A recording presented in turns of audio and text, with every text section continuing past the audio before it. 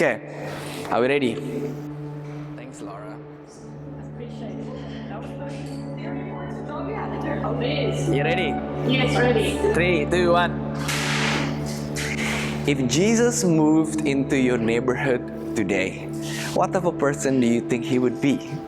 And how would you relate to him? Welcome to the People's Church. By the way, my name is Hans. We are busy. Not we are.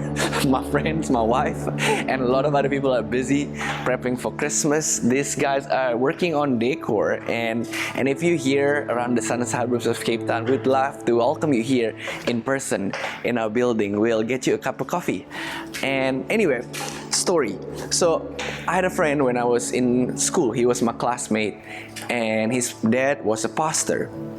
But I don't know why, I don't know what the full story was. All I know that he was quite hostile to Christianity. He was hostile to people who believe in God. He was hostile to God altogether. And recently, a couple of years ago actually, on Facebook, some of you Gen Z, who still uses Facebook, ew. Anyway, on Facebook, he was posting things that was quite drastic. It was a mockery to God and Christianity and everything. But I know a few people like that. Probably you do as well. But I reckon if you observe, most people don't really question or argue the existence of the higher power or God or hostile towards God. But most people ask this question more along the lines of, what kind of God is he? Can I trust him? Can I follow him? Can he help me with my life? And how can I relate to him, her, Mother Nature, the earth, or whoever this God is he even knowable?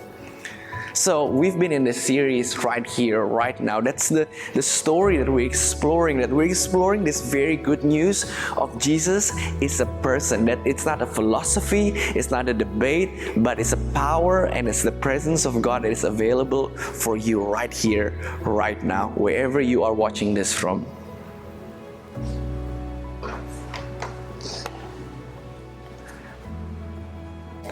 Mark 6, we pick it up here. Here's the scene. There had just been a party, a banquet, a couple of days before the birthday of Herod, the birthday banquet, the regional ruler of that time. It was lavish. It was food, entertainment. All the right people was in the room. People were connecting. They were doing the handshake. They were having fun. A lot of strategic connections. And the party turned rowdy. Sex, drugs, and rock and roll type of party. We won't have time to go through it now, but the party ended up with John, the whistle-blowing prophet's head on a platter. Gruesome. John was Jesus' close cousin. Anybody has a close cousin growing up? They grew up together, they played together, they made muds, and they made all kinds of stuff together. They had connections even since they were still in their mom's womb. When their mom get together for a coffee, well, I don't know if you drink coffee while you're pregnant. Anyway, they were kicking inside. They knew in each other's presence. Jesus was grieving. He also knew that this time will come around too for him, that he will be murdered in a gruesome way. At the same time, his followers had been gaining momentum. Miracles, his teaching, people were so interested with him. People were curious. Who is this guy? Have you ever been in those spaces in your life? On one hand, you're grieving, you're in pain, but on the other hand, other areas in your life were flourishing. Jesus tell his closest disciples, his friends, he said, "Come with me by yourself to a quiet place and get some rest." Then the story took a turn. So they went away by themselves in a boat to a solitary place. Think of the space like that. Many who saw them leaving recognized them and ran on foot from all the towns and get there ahead of them. When Jesus landed and saw a large crowd, he wasn't like, oh, he actually had compassion on them because they were like sheep without a shepherd. So he began teaching them many things. On the one hand, he was holding grief and trauma, yet filled with compassion that led him to action. By this time, it was late in the day, so his disciples came to him Jesus, as you see, this is a remote place. Nothing is happening here.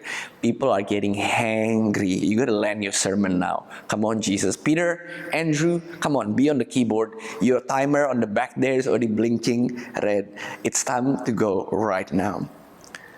But he answered to these disciples, you give them something to eat. They say to him, are you mad? This would take more than half of a year's wages. Where do we go? How can we even spend this much money? And then Jesus said, how many loaves do you have? They ask around, they go and see, and there's a little boy, and it's like, I have this, 5 loaves and 2 fish. Perhaps if you've listened to the story over and over again before growing up, just slow down for a little bit. Imagine being that boy. That Jesus directed them to have all the people sit down in groups on the green grass. They sat down in groups of hundreds and 50s. Imagine being the disciples there. This is a lot of crowds. Imagine if we disappoint them. Now what? But they also remembered in the back of their head, a couple of weeks ago, Jesus just had turned water into wine. He was the life of the party. They were curious. They were nervous. They were also expectant. It's about to go down. What's happening? Taking the 5 loaves and 2 fish, looking up to heaven, he gave thanks. He broke the loaves. He gave them to his disciples to distribute to the people. He also divided the 2 fish among them all. They all ate and were satisfied. And disciples picked up 12 basketfuls of broken pieces of bread and fish. The number of men, it was a patriarchal society. They only counted the men. The men was 5,000. There was probably about 10,000, 13,000 people there. But here's my prayer today, that this story will not just be a story from the children's Bible, but this becomes your story. This becomes my story too. Taken, blessed, broken, and given. May it be your life. May it be my life as well. When you hear the word a leader, what image comes to your mind? What do you even feel in your body? Maybe you are a leader yourself. Perhaps you experience tenseness. You experience a feeling of stress when you think about being a leader. Or imagine you feel like your leader is micromanaging you and you feel like you just want to rebel. Some people might experience a sense of comfort and trust when you hear the word leader, but I'm assuming that's not a lot of you. A lot of you feel the opposite towards a leader. In the church world, we celebrate the legacy of leaders after leaders who have given up their lives to take care, to lead faithfully and trustfully during the years, despite of their weakness, despite of their strength as well. But we have also taken some pain as a church community and lost some trust over the mistakes that our church leaders have made. Perhaps some of you might have been on the receiving ends of that. I'm sorry. When you hear the word leader, you don't easily give up your trust to that leader. But when Jesus landed and saw a large crowd, he had compassion on them because they were like sheep without a shepherd. They were like leaderless orphans. These days, the saying is, don't be a sheep, do your research. The word sheep had a bad connotation to it. But for the first century agricultural Jewish society, they always had this picture of God as the shepherd leader. He provides, He looks after, He guides, He gives them rest, He guides them to the promised land. God also put shepherds, leaders, human leaders in place to look after His people, to represent Him, the image of God in society, to pastor His people. But these leaders of the communities of Israel had been stealing their money instead. They've been corrupt. They had been using their power to look after themselves instead of looking after people. They use all the religious language. They have all the religious terms, but they have been living injustice and corruption to rule their land. The people were suffering. Petrol prices were high. Food is expensive. The tax is crazy. The elites were comfortable, but the poor were marginalized. gender inequality. The woman didn't have a voice. Life was far from what it's supposed to be, from the intention in Genesis: peace, justice, well-being, relational wholeness, purpose. And Jesus had compassion on them. This is not supposed to be this way. The sheep needs a good and a trustworthy shepherd to look after them, to make sure that they're healthy and flourishing. Today, we might not think in a society that is more individualistic than ever before. We might not think as leaders, as our shepherd. We might think as ourselves, as shepherds. Our money, our ambition, our desire, our financial savings as our shepherd. The thing that is supposed to lead us, the thing that's supposed to give us safety. But perhaps today you're watching this and you find these shepherds wanting. The shepherds that you trust to lead your life. The relationships, the money, they have let you down. God's response to our condition, like a sheep without a shepherd, is not "I told you so." His response is not pointing fingers. His response is compassion. The word compassion comes from this Greek word splanchnizomai, to be moved so deeply by something that you feel it in your bowels, in the pit of your stomach. This is not how it's supposed to be. The complicated family dynamic that brings you pain, the problem with your health, the struggle with your mental health, divorce, financial bankruptcy. He has splanchnizomai upon us. May their thought alone comfort you today, that you're not alone in your pain, that God is not separated on the other side of your pain and just pointing fingers at you. God is a God who can be known in your pain. If Jesus was your neighbor, He will sit with you in your pain. He will grieve with you.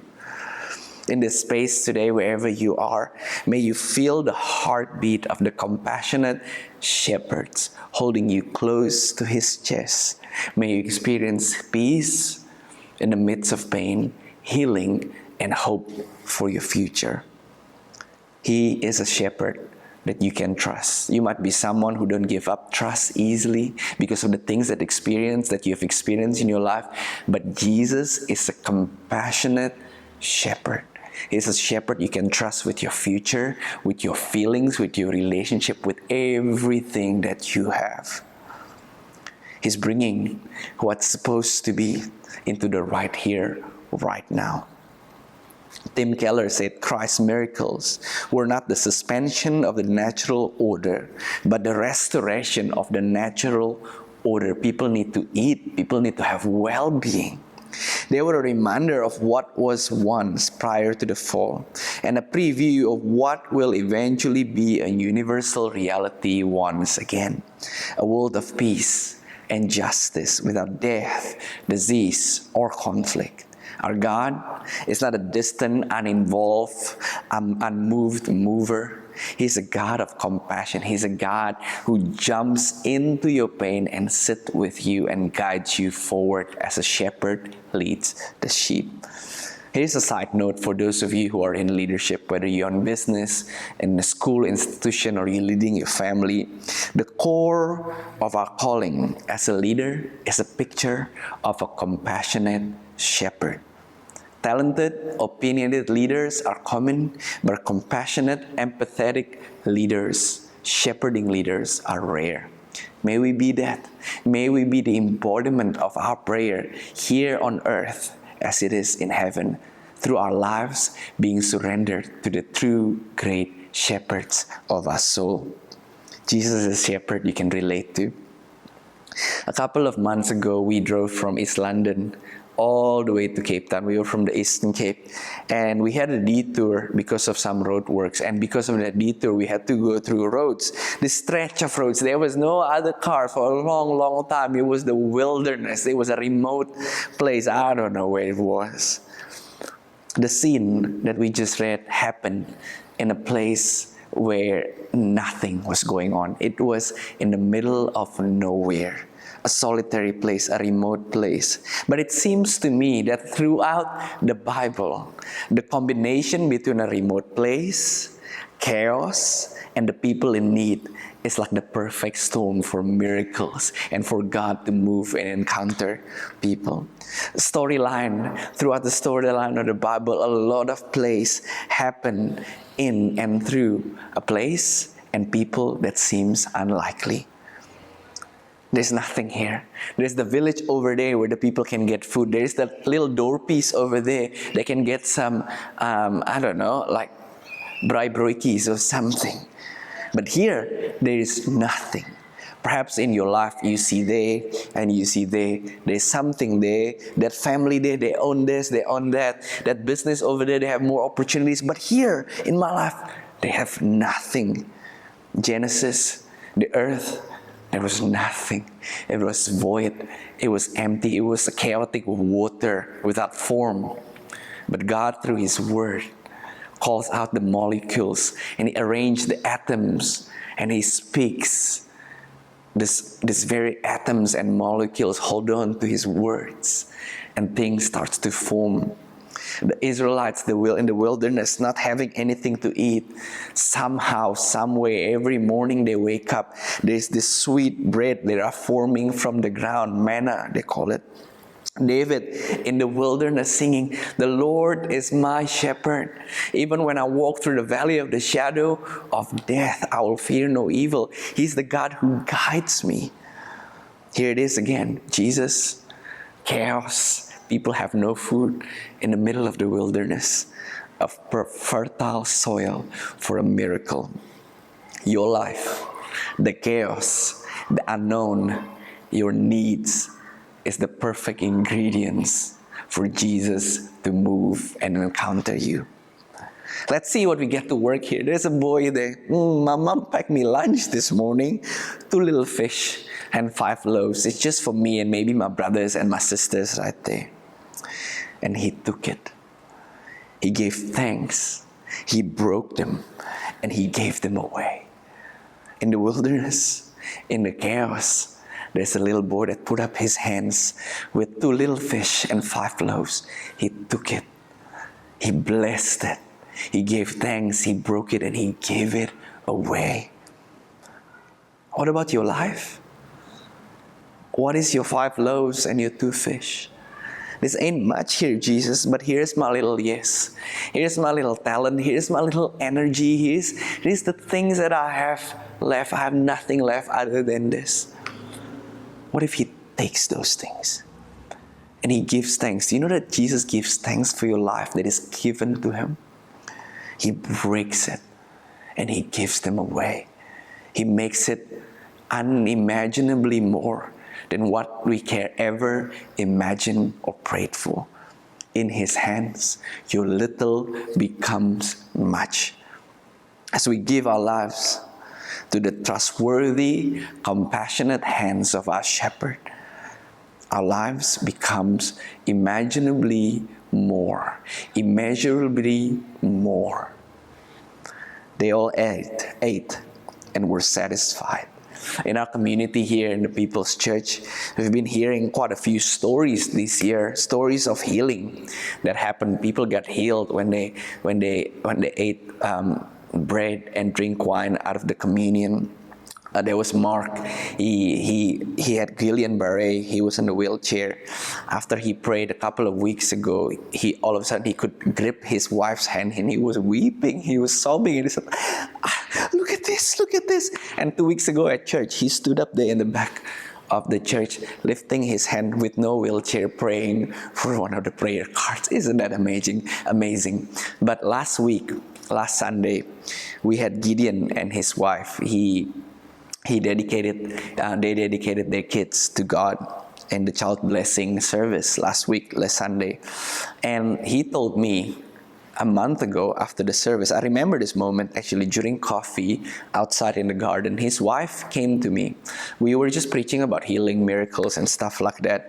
And his wife came to me and said, "Hans, would you pray for my husband, Gideon? He's been in pain for a long time. His nerves All of his body is in pain. It was hard for him to work, to concentrate. And to be honest, I didn't tell them that at that point. I was very smashed. I was exhausted.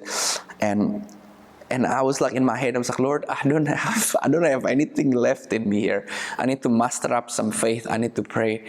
I don't know. I lay hands on him.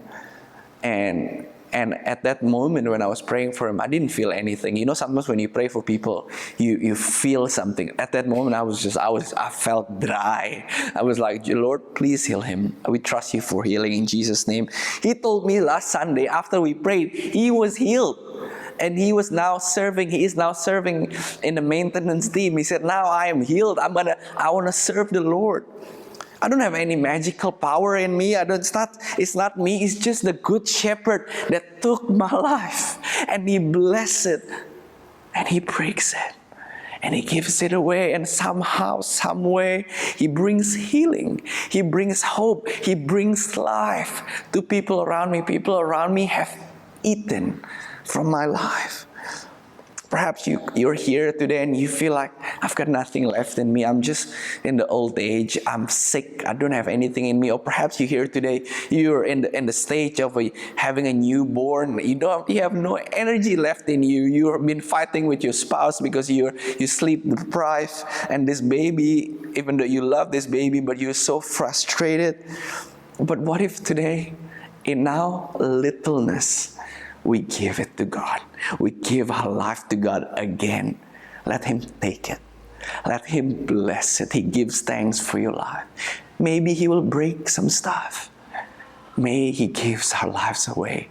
And may life be produced out of our lives that is taken, blessed, broken, and given away. Sometimes being blessed and being broken happen simultaneously.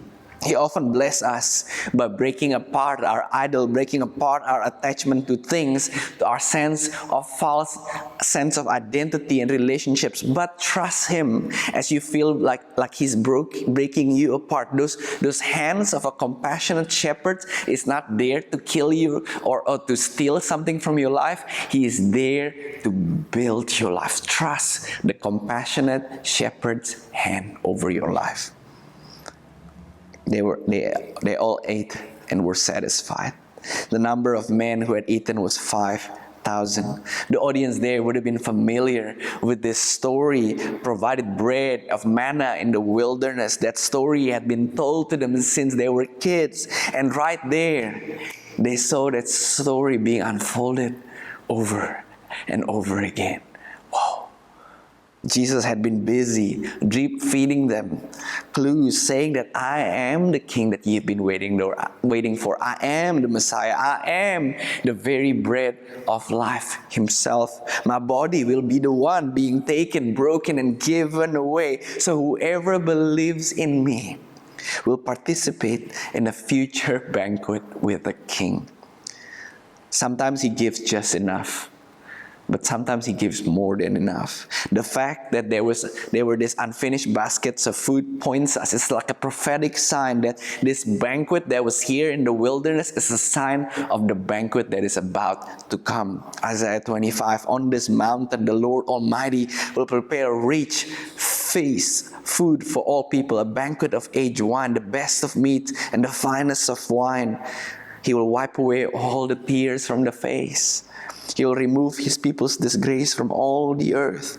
Surely this is our God whom we trust. We too are still waiting for that day. But meanwhile here, can we be 5 loaves, 2 fish people? The sheep of the great shepherd. The previous banquet was at a palace, in Herod's palace, organized, prosperous, the right people were there, but it ends up with death. This banquet was in the wilderness with unlikely people from unlikely places. But it ends with life and abundance. The chaos, the wilderness, the unlikely people being taken, blessed, broken, and given away, and becomes life and life to many. Would you trust Him with your life today? Would you trust Him to take your life? Would you trust Him to bless it, to break it, whatever needs to be broken, and to multiply it?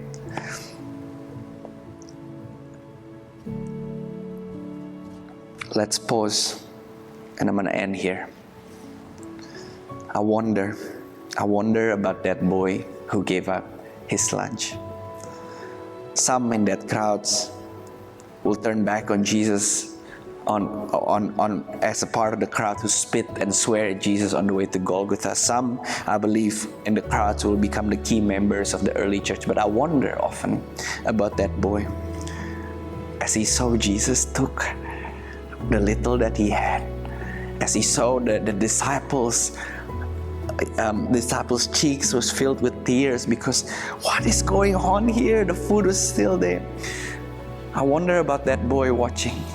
I wonder if that boy, maybe in the future, he became one of the church leaders in the early church. But may that boy be me and be you. May we live like a community of people with 5 loaves and 2 fish being given to Jesus and live life like with childlike wonder as we see our lives being taken, blessed, broken, and given away. So here's a practice that you can follow. Give and live with the childlike wonder. I'm going to pray. I'm going to pray that God, who moves into the neighborhood, will take your life. Take whatever you give Him, your whole life, I suppose, and He turn it into something bigger than just yourself. So Lord, here's my life, here's my fear, here's my anxiety, here's the things that I'm worrying about, here's my future. Take it, bless it, break it, and give it away. In Jesus' name, I pray. Amen. Amen.